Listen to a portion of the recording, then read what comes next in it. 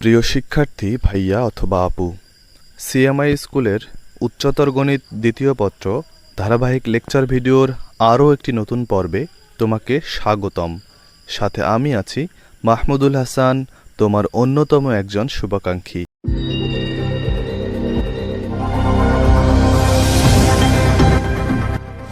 এরপরে উপকেন্দ্রিক লম্বের দৈর্ঘ্য। উপকেন্দ্রিক লম্বের দৈর্ঘ্য সবসময় 4a হয়, সেটা নতুন করে আর বের করার দরকার নেই।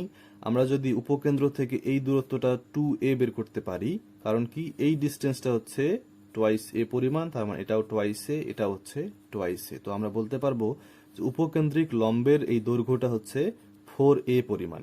এরপরে আসি উপকেন্দ্রিক লম্বের প্রান্ত বিন্দু দ্বয়ের স্থানাঙ্ক, অর্থাৎ এই বিন্দু এবং এই বিন্দুর স্থানাঙ্কের কথা বলা হচ্ছে। তো এই বিন্দুর ক্ষেত্রে এক্স স্থানাঙ্ক হচ্ছে টোয়াইস এ পরিমাণ, কারণ এটা হচ্ছে টোয়াইস এ। টোয়াইস এ হচ্ছে এক্স স্থানাঙ্ক এবং ওয়াই স্থানাঙ্ক হচ্ছে এ পরিমাণ। উপরের দিকে এই ডিস্টেন্সটা হচ্ছে এ। এই বিন্দুর ক্ষেত্রে এই এক্স স্থানাঙ্ক হচ্ছে মাইনাস টোয়াইস এ এবং ওয়াই স্থানাঙ্ক হচ্ছে এ, তার মানে এই দুইটাই হচ্ছে প্রান্ত বিন্দু দ্বয়ের স্থানাঙ্ক। সর্বশেষ যে কোনো একটা বিন্দুর উপকেন্দ্রিক দূরত্ব, মনে করি এই বিন্দুতে একটা বিন্দু আছে এক্স ওয়াই, এর দূরত্ব নির্ণয় করতে হবে। তাহলে এইটাই হচ্ছে সেই দূরত্ব। আমরা আগের মতো করে একটা লম্ব টেনে নেব অক্ষের উপর। তাহলে এই সমকোণী ত্রিভুজের এই লম্বটা কত? লম্বটা হচ্ছে এক্স, কারণ কি এক্স অক্ষ বরাবর এত দূর, এটা হচ্ছে এক্স, লম্বটা হচ্ছে এক্স। এবং ভূমিটা হচ্ছে মূল বিন্দু থেকে এই পর্যন্ত যদি ওয়াই হয়, তাহলে এতটুকু যদি আমরা বাদ দেই, এ পরিমাণ যদি আমরা বাদ দেই, তাহলে পাবো ওয়াই মাইনাস এ। এটা হচ্ছে ভূমি। তাহলে এটার উপর স্কোয়ার, এটার উপর স্কোয়ার যোগ করে দিয়ে রুট করে দিলে অতিভুজের মান পাওয়া যাবে। তার মানে আমরা লিখতে পারি এক্স স্কোয়ার মানে হচ্ছে 4ay প্লাস ওয়াই মাইনাস এ হোল স্কোয়ার। তার মানে এখান থেকে আমরা ওয়াই প্লাস এ হোল স্কোয়ার লিখতে পারি, তার মানে লিখতে পারি ওয়াই প্লাস এ। তার মানে কোনো একটা বিন্দুর ওয়াই এর মানের সাথে এ যোগ করে দিলে যে মানটা পাওয়া যাবে সেটাই হচ্ছে উপকেন্দ্রিক দূরত্ব। তাহলে আমাদের 10 এবং 10 টোটাল 20টা সূত্র অলরেডি আমরা বানায় ফেললাম। এরপরে আসি সব থেকে ক্রুশিয়াল অংশ, অর্থাৎ Y minus beta whole square is equal to 4a X minus alpha, অর্থাৎ পরাবৃত্তের অরিজিনাল যেটা ফরম্যাট, সেই রকম ফরম্যাটে যদি কোনো পরাবৃত্তের ইকুয়েশন থাকে, সেখান থেকে আমরা কিভাবে 10টা সূত্র বের করে আনতে পারি। তো এখানে আলফা এবং বিটা দুটোই দেওয়া আছে। তাহলে আলফা এবং বিটার মান আমরা যদি ধরে নেই এরা হচ্ছে 0 থেকে বড়, অর্থাৎ আমরা প্রথম চতুর্ভাগে এই চিত্রটা অঙ্কন করতে চাই জন্যই আমরা দুটোই 0 থেকে বড় নিলাম।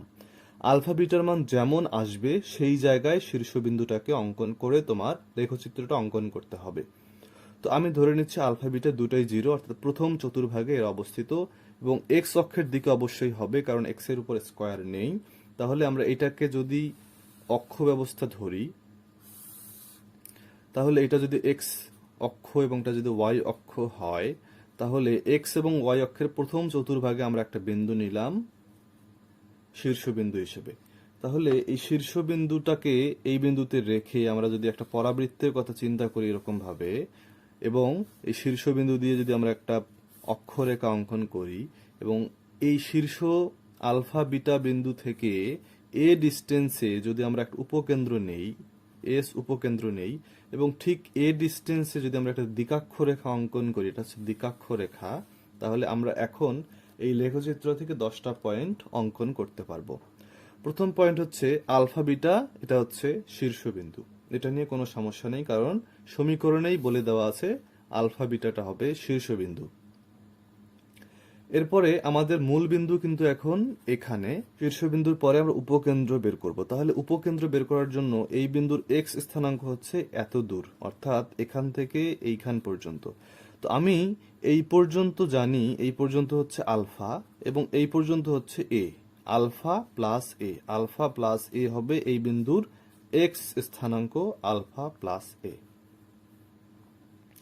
এবং ওয়াই স্থানাঙ্ক কত হবে? আলফা বিটার মানে বিটার মান যত, এখানেও বিটার মান তত হবে, কারণ কি এরা একই সরলরেখার উপর অবস্থিত, একই অক্ষরেখার উপর অবস্থিত, তার মানে এটা হচ্ছে বিটা।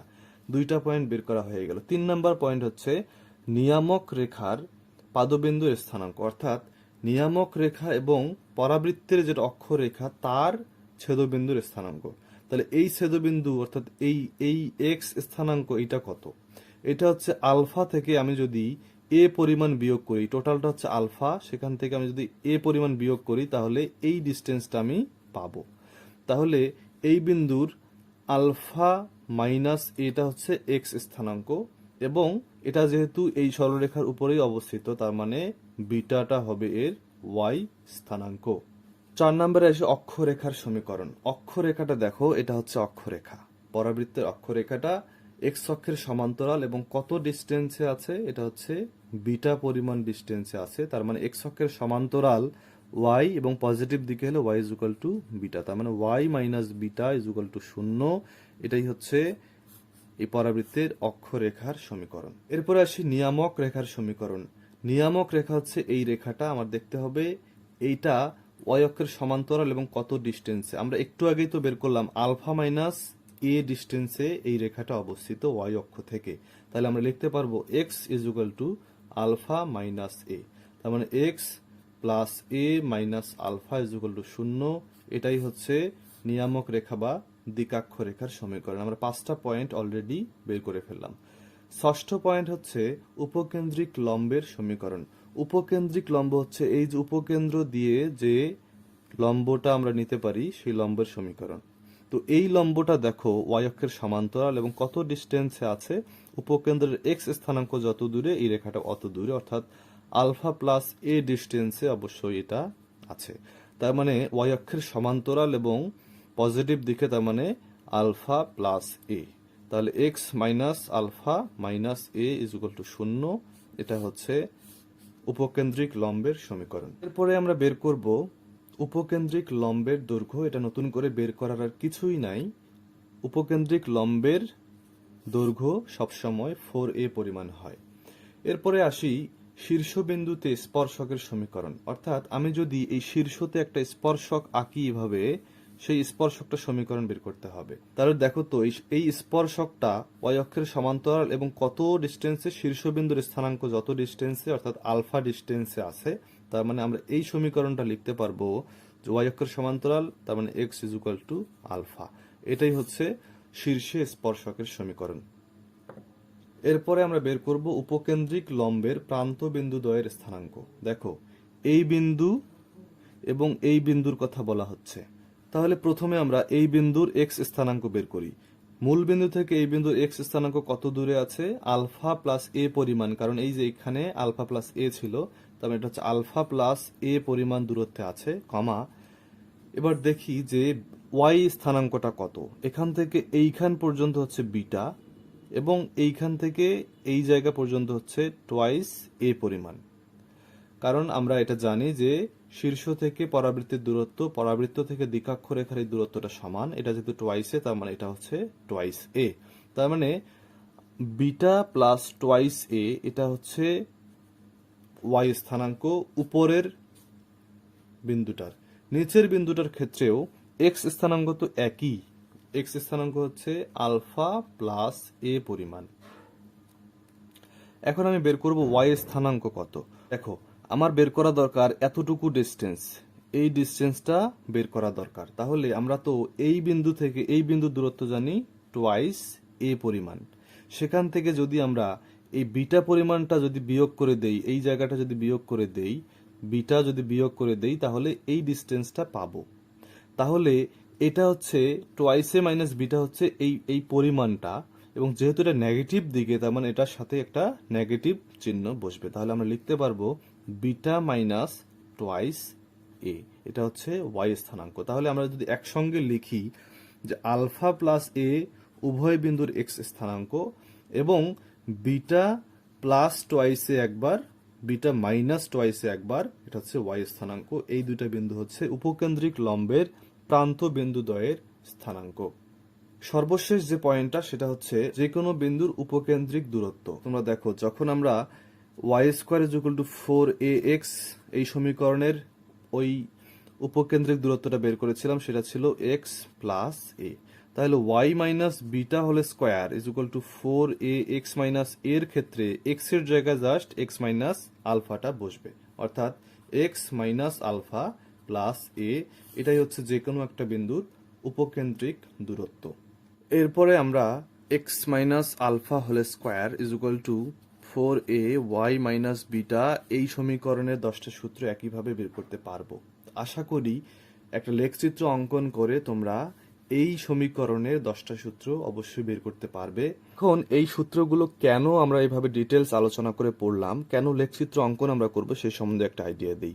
মনে করো তোমার একটা ইকুয়েশন আছে Y minus 3 whole square is equal to 4a X plus 2, এরকম একটা ইকুয়েশন দেওয়া আছে। সেই ইকুয়েশনের তোমাকে 10টা সূত্র বের করতে বললো, বা যে কোনো একটা এলিমেন্ট সেখান থেকে বের করতে বললো। তাহলে আমার টার্গেট হচ্ছে প্রথমে আলফা এবং বিটা বের করা এবং এর মান বের করা। তো আমি এখানে ধরে নিচ্ছি এর মানটা হচ্ছে 1, অর্থাৎ এর মান 1 দেওয়া আছে এখানে। এখন আলফা বিটার মান বের করার জন্য আমাদের যেটা করতে হবে, এক্স থেকে কত বিয়োগ করব, -2 বিয়োগ করলে এক্স প্লাস 2 পাওয়া যাচ্ছে, অর্থাৎ এক্স মাইনাস -2 যদি আমি লিখি তাহলে এক্স প্লাস 2 পাওয়া যাবে, অর্থাৎ আলফার মান হচ্ছে -2 এবং বিটাটা ওয়াই থেকে যেহেতু বিয়োগ হয় এবং সে 3 বিয়োগ হচ্ছে, তার মানে বিটার মান হচ্ছে 3। তার মানে -2 3 বিন্দুতে শীর্ষবিন্দু রেখে এবং 1 একক দূরত্বে এই উপকেন্দ্রটাকে রেখে আমাদের লেখচিত্রটা অঙ্কন করতে হবে। তাহলে যেহেতু এক্স অক্ষের দিকে হবে, তার মানে আমরা যদি এরকম একটা অক্ষরেখা ধরে নেই, তাহলে -2, -2 উপরে 3 এই বিন্দুতে হবে শীর্ষবিন্দু। এখানে আমাকে এক্স অক্ষের দিকে অর্থাৎ পজিটিভ দিকে এরকম একটা পরাবৃত্ত অঙ্কন করে আমাকে লেখচিত্র অঙ্কন করতে হবে। এখন মনে করো তোমাকে এই লেখচিত্র থেকে বলা হলো যে অক্ষরেখার সমীকরণ বের করো। অক্ষরেখা কোনটা?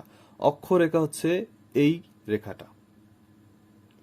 এখন এই রেখাটার জন্য আমি তো জানি যে এই বিন্দুটা হচ্ছে -2, 3 বিন্দু, তার মানে এটা হচ্ছে 3 ডিস্টেন্সে আছে এটা, এবং এক্স অক্ষের সমান্তরাল জন্য y ইজ ইকুয়াল টু 3, তার মানে y minus 3 is equal to 0, এটাই হচ্ছে আনসার। তোমাকে মনে করে বলা হলো নিয়ামক রেখার সমীকরণ বের করো। তো আমি যদি ধরে নেই যে এখানে হচ্ছে উপকেন্দ্র আছে 1 ডিস্টেন্সে, তার মানে এইখানে হচ্ছে এর নিয়ামক রেখা। তাহলে নিয়ামক রেখার সমীকরণ যে বের করতে চাই, আমাকে দেখতে হবে ওয়াই অক্ষ থেকে কত দূরে আছে। তাহলে এই পর্যন্ত যদি 1 হয়, তাহলে এই পর্যন্ত হচ্ছে 1, তার মানে এই ডিস্টেন্স হচ্ছে 1, তার মানে এত দূর জায়গাটা যদি হয় আমাদের -2 এবং এই জায়গাটা যদি হয় আরো 1, তার মানে বলতে পারি এই এই এই ডিস্টেন্সটা 3 ডিস্টেন্সে আছে।